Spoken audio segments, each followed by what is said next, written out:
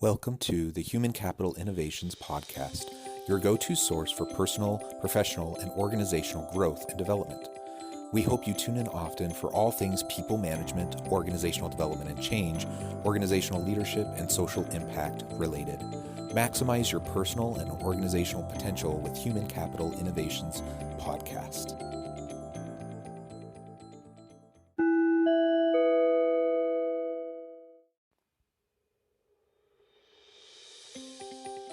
Welcome to the Human Capital Innovations Podcast.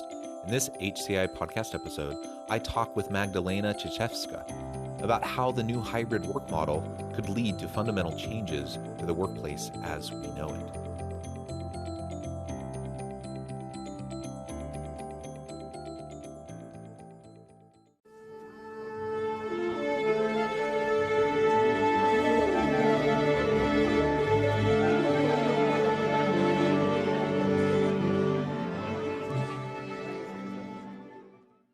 Magdalena Ciszewska, welcome to the Human Capital Innovations Podcast.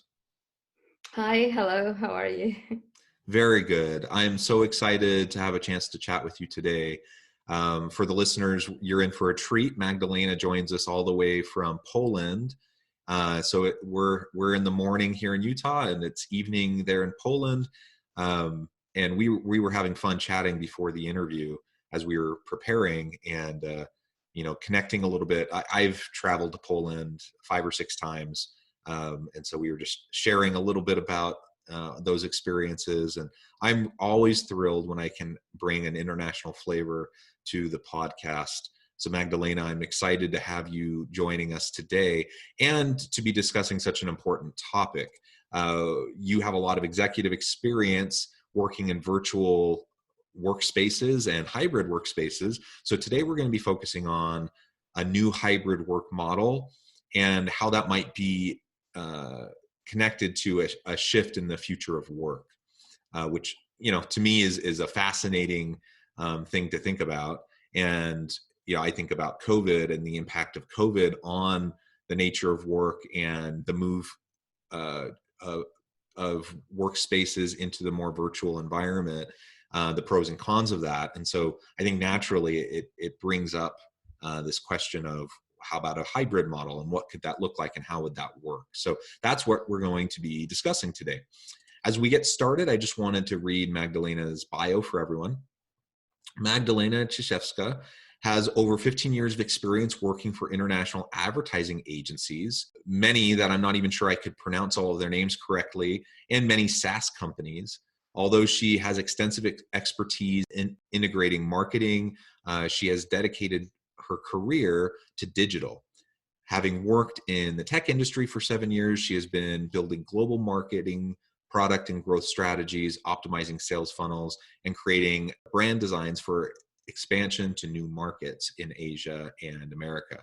She strongly believes that new technologies in the online environment carry a wealth of opportunity that will drive the future marketing course of action into the future. And again, as we were discussing in the pre-interview, even though you've been in the marketing world and in the marketing roles for years, you've really moved into executive roles and doing a lot of focus around people management and organizational leadership. So I think your insights from both the marketing standpoint, from the tech standpoint, the international standpoint, and in your executive role will be very helpful today. As we get started, anything else you would like to add by way of personal background or any sort of context for listeners to get to know you a little bit better?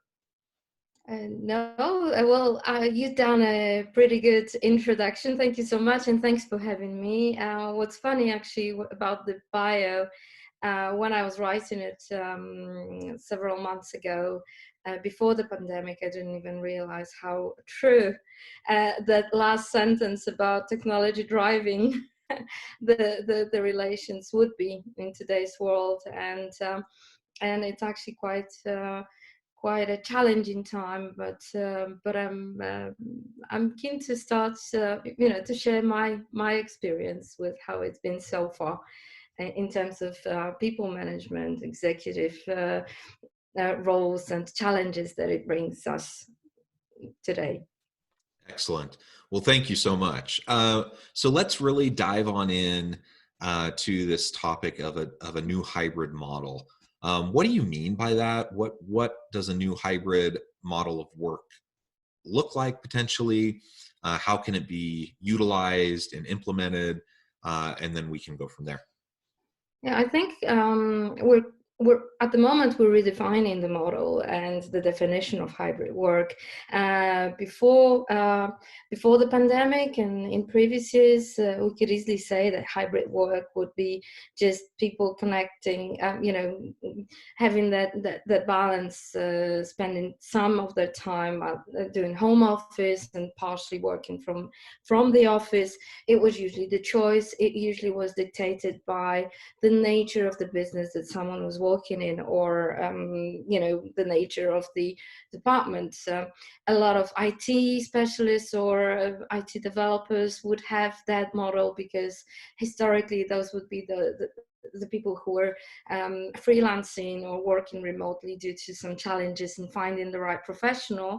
And then in many other departments of the companies, the hybrid model would be something that executives or heads of departments wouldn't approve of, as being perceived as inefficient. And I must say that I myself I wasn't that keen on hybrid model. I would always imagine managing teams um, from the office. I couldn't see myself being an effective leader or an effective manager running the team that's completely remote. So when the March hit us all.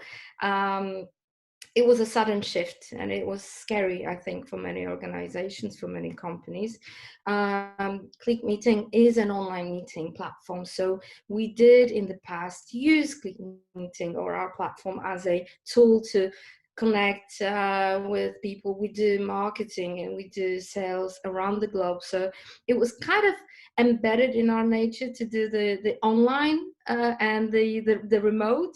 But then suddenly, when the entire organization had to shift, even for us, even for a tech company that's very open to change, it was a huge challenge, because suddenly we had to change everything about the way that we manage our teams, that we build the team relationships, that we check the effectiveness of the work that people do. And I think that we were not alone. Looking at the articles from the beginning of this year, or from the first half of the year, it was very scary to read how the organizations are really finding themselves in a very difficult situation, because their structures were not prepared to manage remote teams. And when the isolation or the lockdown started hitting different countries around the globe, the companies stopped having any choice but to adapt the new model. So I think it was a huge change. But now, as the 8 months passed, we see that the hybrid model, well, currently most companies use fully remote model, because it's not possible for many to go back to the office. But some companies adopted a model where the employees are rotating when they're trying to kind of change, interchange, and take shifts, so they limit the risk of transmitting the COVID and maintaining the business continuity, because right now it's about that. We can't imagine how how it could affect a company if all the employees at once contracted the coronavirus. So looking at the model, I think that the remote that the remote work model is the one end of the spectrum, and then you have the stationary end, which is obviously right now we can call it the old school way of working. And the new hybrid model is something that we are still yet to explore, because what we've noticed is that we've done a research, we've surveyed over 500 professionals, and what we've noticed is that on one hand side, people are not necessarily technically, in technical respect, prepared to work remotely. There's a lot of challenges, like, you know, physical setup, you know, the ergonomy of their environment, the right internet connection, and the right software. Some people's the nature of work doesn't simply allow them to work from home. So there's a lot of challenges that not only the leaders are facing, in a way, but people themselves. They have families, children at home. I think that what's actually quite interesting is that even at our company, at Click Meeting, I actually know the kids of pretty much all of our employees right now, because you know, on any occasion there's always an unexpected visitor around the meeting. But there's certain procedures that we had to implement and include to help people manage that, to support. There's a whole different area that needs to be explored. The first thing that we did in our company, we did a survey. So the whole idea of doing a broader research started with our own internal survey, when suddenly we learned that our employees love working remotely. So despite the fact that they don't have the right internet connection at times, or the kids are interrupting at times, none of our employees want, well, almost 90% of our employees don't ever imagine going back to the office full time. And there were a lot of very surprising findings that we as a company internally had to face. And we had to shift our attitudes as leaders, because me as a leader, I had to go back and think, okay, my team doesn't want to go back to the office. What do I do? Uh, and there were another few findings that were very interesting. On one hand side, people find that they're being much more effective because there's less distractions. There's no you know, coffee moments, coffee breaks, breakfast, kitchen, you know, the corridor gossip. So the way people are working is slightly different. And so there's less distraction. They're simply focused on what they do. So they're very much task oriented. But at the same time, people find it that they do miss relationships with other people, that they feel isolated, that there's a whole area that that the employers and the companies didn't have to look at in the past. They didn't have to think about their employees' emotional well-being, for example. And that was one of the key challenges, and that's what we are currently trying to build, which is kind of trying to find the perfect way of maintaining the benefits of people staying at home, but at the same time trying to find um, the right environment for them so they can connect with others. Because, and that's where it started. So we did the whole research, and we found that we're not the only ones facing the same issues. We learned that people, despite the fact that there's some technical issues and technical challenges, people love staying at home, love working at home. They find their work very effective. But at the same time, the biggest issue that they're facing with that fully remote work system is the fact that they miss other people. So I think that going in a very roundabout way, I'm heading into the hybrid work model. So I think that in the long run, what we need to do is take what we've learned from the past 8 months, from what the employees are telling us about the efficiencies of work, about being oriented on task, about some challenges, and about the isolation, and try to bring best of both worlds into our management systems, in terms of you know, creating new plans. Because despite the isolation, over half of our respondents don't ever imagine going back to the office, um, and further 30% believe that the hybrid model would be perfect for them, and only 16% would ever want to go back to the office full time, and we cannot ignore that.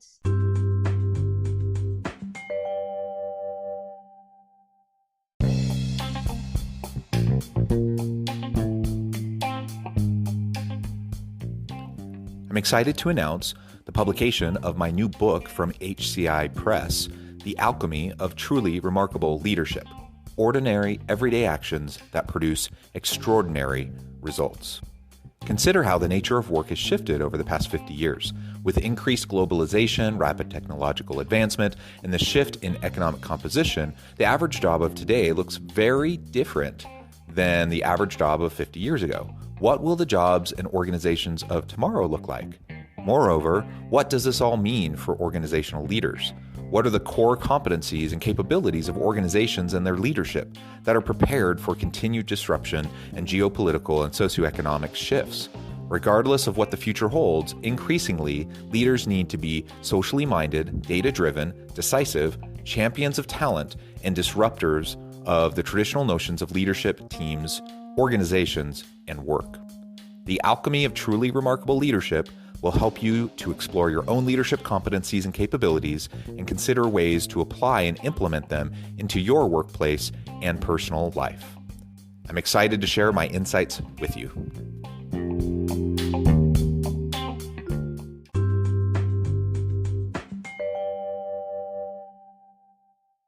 That's so fascinating. And in a moment, I would love for you to talk a little bit more about what the hybrid model is starting to look like for your organization. But one of the things you touched on towards the beginning of your comment was really this idea that there's probably a lot of different ways to do a hybrid model. You mentioned the spectrum, right? And you have the traditional face-to-face office environment, you have the virtual office environment. Those are on two ends of the spectrum. And then really anything in between is going to be hybrid, right? And so then it's really up to organizations to know your people, know their preferences, know what the demands of the business are in terms of business continuity and customer relationships and customer facing positions and such. And then finding somewhere along that spectrum that will maximize the benefits of the traditional workspace versus the virtual workspace. And, hopefully the idea is that we hit it out of the park, that we find that correct balance. But ultimately each organization is probably going to have to find, what that balance is for them. And largely that will depend on their people and their preferences. It struck me as incredibly interesting that at your organization, you said 90+% said that they don't see themselves ever coming back, right, to traditional full-time face-to-face work environment. And even in your study of 550 or so other executives, it was about 50%, you said, correct? Well, exactly, yeah. Yeah, so that's incredible. And like you said, that does tell us a very compelling story that we can't ignore.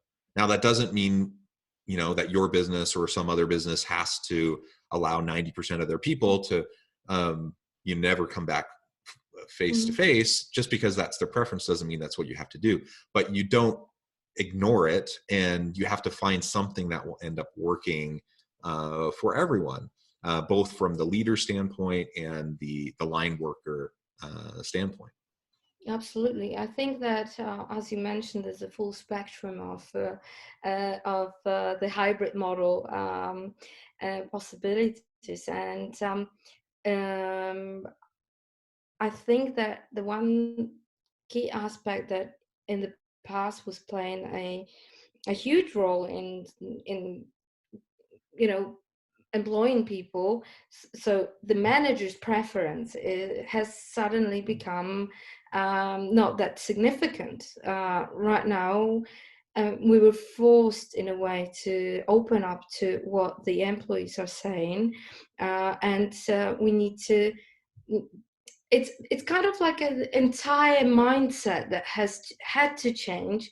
And there's no going back. Like once we started checking how people are dealing with the isolation, how people are dealing with the remote or hybrid models, and we've learned that they actually love it. And most of all, we've learned that those models are very effective because people are thinking, okay, I'm saving time, I'm focusing more on work rather than gossip. Different motivations every person has. What I'm thinking is that one is, as I mentioned, the employee preferences that need to be considered right now with remodeling the business. Two, I think that a lot of companies have noticed that it's actually, well, just from the business standpoint, moving to hybrid model or moving to fully remote model, or any of those combined, is bringing businesses a lot of advantages. So there were a lot of barriers. So for example, click meeting in the past, when we were trying to convince businesses that, going online, meeting your customers online, meeting your team online is fine. You can build relationships. You can actually do that. All you need to do is to take that shift in your thinking and in management of your team, a slightly different approach to managing tasks, managing workload. Once you take that step, it's going to be great for you. You're going to see a lot of advantages. When you search for new employees, you won't be limited geographically to one location. You will have much more choice. You'll be able to connect with many more customers, and so on and so on. A lot of companies wouldn't believe us because it's such a huge shift that they wouldn't be ready to take that risk.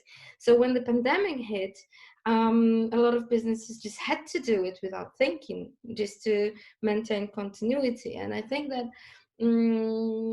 a lot of businesses and a lot of teams and a lot of leaders, they just realized that that there's more advantages than disadvantages of that model. So currently, for our company, currently in Poland, we're on the lockdown. So basically our government said, okay, whoever can stay at home, stay at home. Don't go to the office if you don't have to. Don't go out if you have to. So we're very much in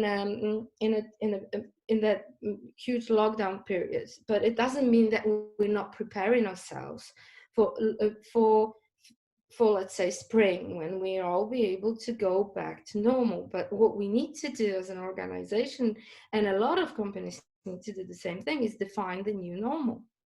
We need to see what would be the sweet spot for that that balance, and then the golden medium for that, because what we did was, I don't know, there's hot desks, booking systems that some companies are using. There's, for us, instead of clicking, home office, people are choosing office if they want to go to the office. What we need to do, there's certain roles in each company that require physical presence.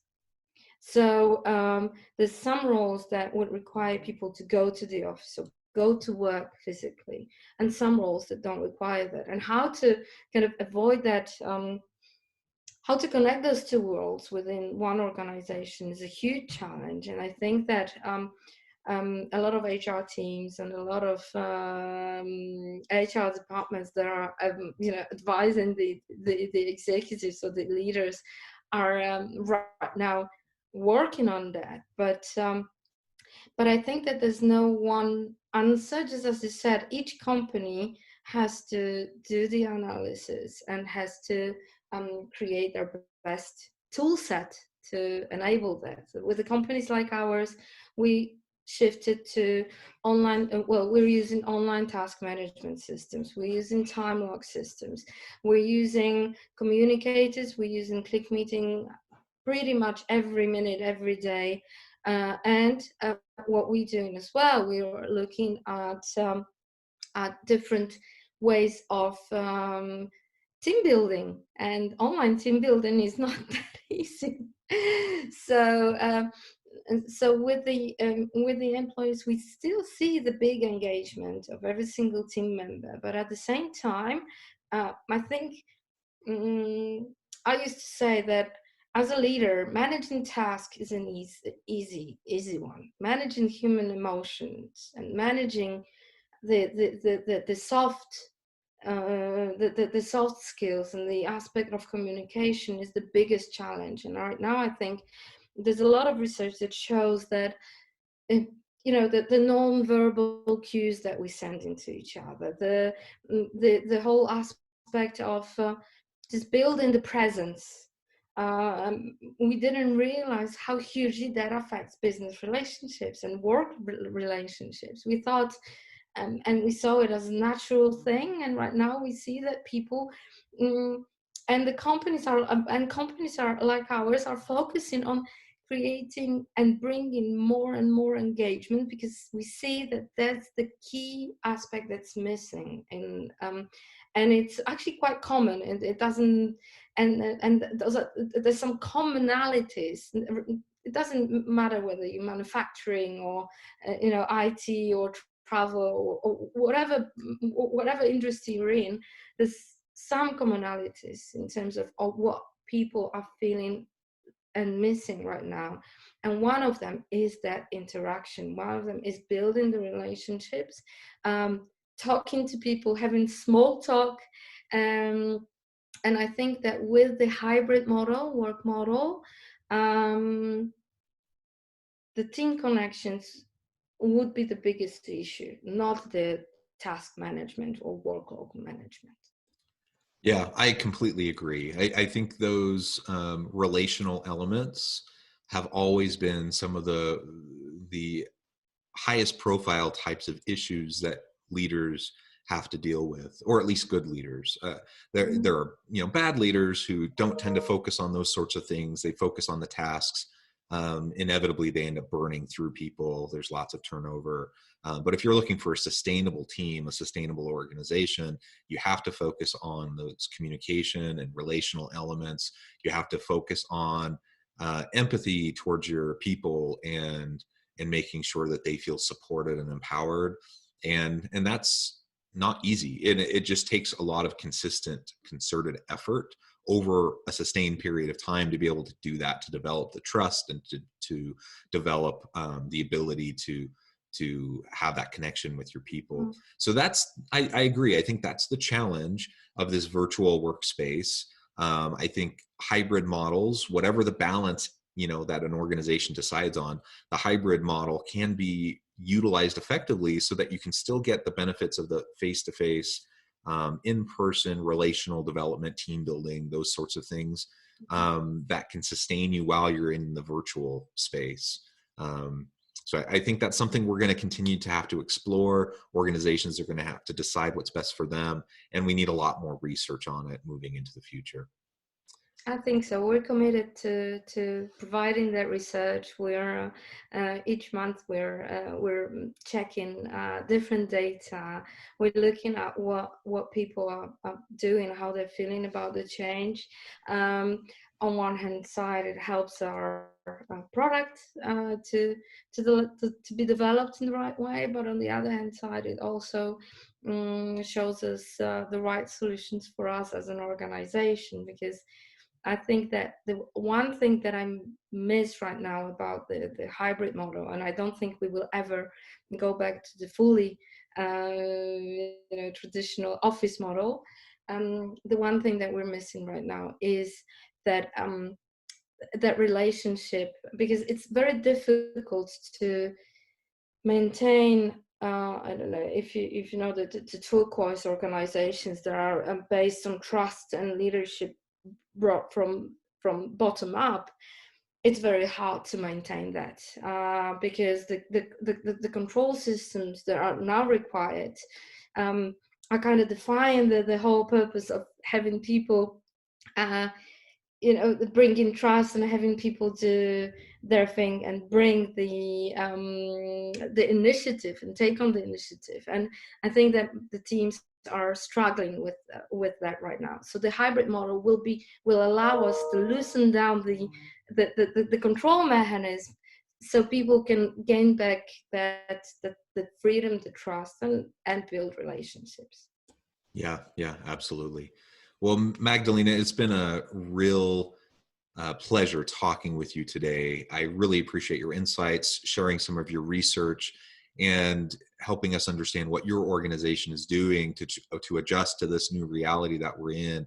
And I think it's important for everyone listening and for every leader to think carefully about what the future of work will look like for your organization, what that'll mean for your employees, and how you leverage and maximize the potential of your people, even if that means shifting more permanently to a virtual environment or a hybrid environment, and trying to maximize the benefits, the pros and cons, minimize the cons, maximize the pros of the face-to-face versus the virtual environment. Before we close today, I just want to give you a chance to share with listeners how they can get connected with you, find out more about your company, or anything else like that you would like to say in parting. Absolutely, thank you. Well, first of all, you can find me on LinkedIn, Magdalena Ciszewska.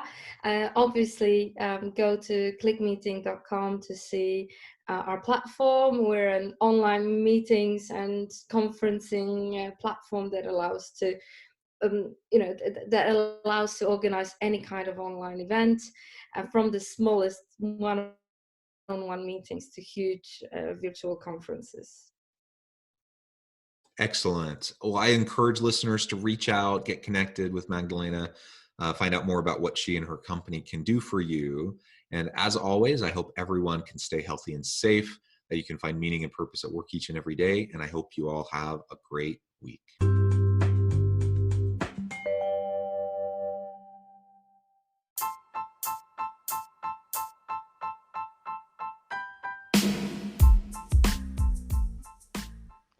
We are excited about the launch of HCI's new magazine, Human Capital Leadership.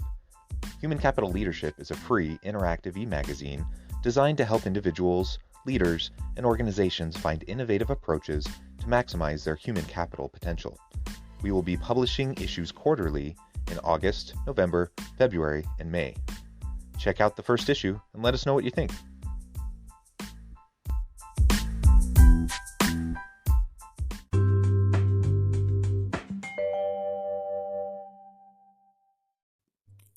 Thanks again for joining us for this episode of the Human Capital Innovations Podcast. I hope you stay healthy and safe and that you have a great week.